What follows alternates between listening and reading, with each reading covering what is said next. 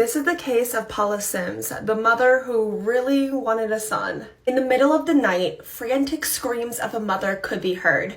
"Help me, they stole my baby." That mother was Paula Sims, screaming that a man in a ski mask with a gun had just abducted her 12-day-old daughter, Lorelai. Tragically, not long later, the remains of little baby Lorelai were found in the woods near her parents' home. And even though investigators had a terrible feeling about Paula Sims and her husband Rob, without evidence, it seemed like the couple would be getting away with the murder of their infant daughter. 3 years later, that police department would feel this uncanny deja vu when in the middle of the night they received a phone call from a frantic woman saying that a masked gunman had just abducted her daughter. And the woman on the other line was, of course, Paula Sims. Paula Sims had another daughter that seemingly got abducted the exact same way. In the 3 years since their first daughter, Lorelai, had died, Paula and Rob had 2 more kids, a son, Randy, and a daughter, Heather. Heather was only 5 weeks old when she suffered the same fate as her older sister. While investigating the disappearance of 5-week-old Heather, they found something odd. Inside the Sims home was this beautiful nursery fit for a little baby boy. But it was really hard to find any proof at all that a little baby girl lived in that home. A week after she was reported missing, the remains of 5-week-old Heather were found.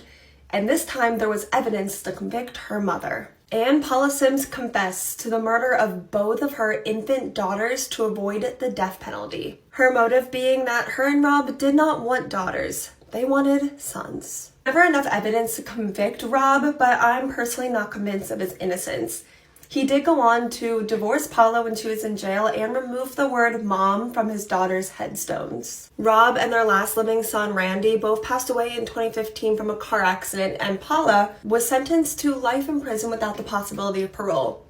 But turns out life in prison without the possibility of parole does not always mean life in prison without the possibility of parole, because she was released in 2021 after serving only 32 years. So this convicted baby killer, twice over, is out free today.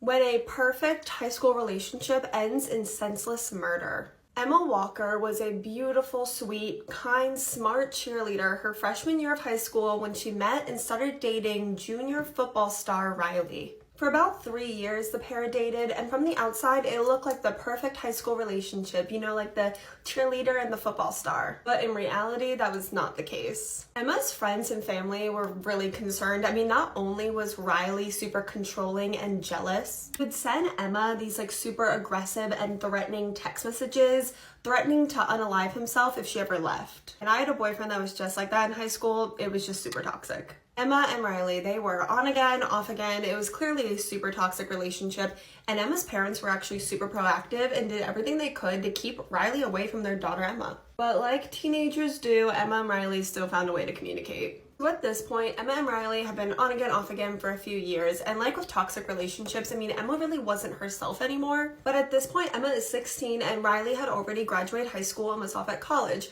And a lot was going on, but Emma was seeing these Snapchat stories of Riley on campus with these other girls. She had enough. She ended things with him for good, and it wasn't long until Emma was acting like her old self again.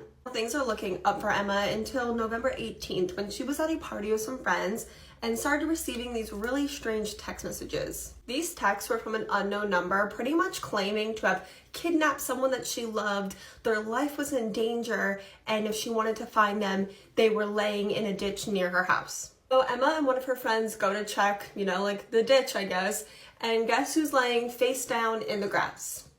Riley. Riley had this crazy story about how he was attacked, kidnapped, had no idea where he was and how he got there. Strangeness continued for Emma the following morning when she was at her home alone and she was hearing this aggressive banging on the door or on the house. So Emma called Riley and asked him to come over because she was scared. So he did, and then not long after, Emma's mom came home, saw Riley on her property, and he's pretty much banned from there at this point, so she swiftly kicked him off of her property. Following night, while Emma's family slept in their homes, her father was abruptly woken up by this loud noise that he described as a banging. So he checked on his kids and they all appeared to be sleeping, so he kind of just chalked it up that he was hearing things and went back to bed. But Emma Walker was not just sleeping. She had been unalived at only 16 years old. Someone had been shooting at her through the wall while she slept.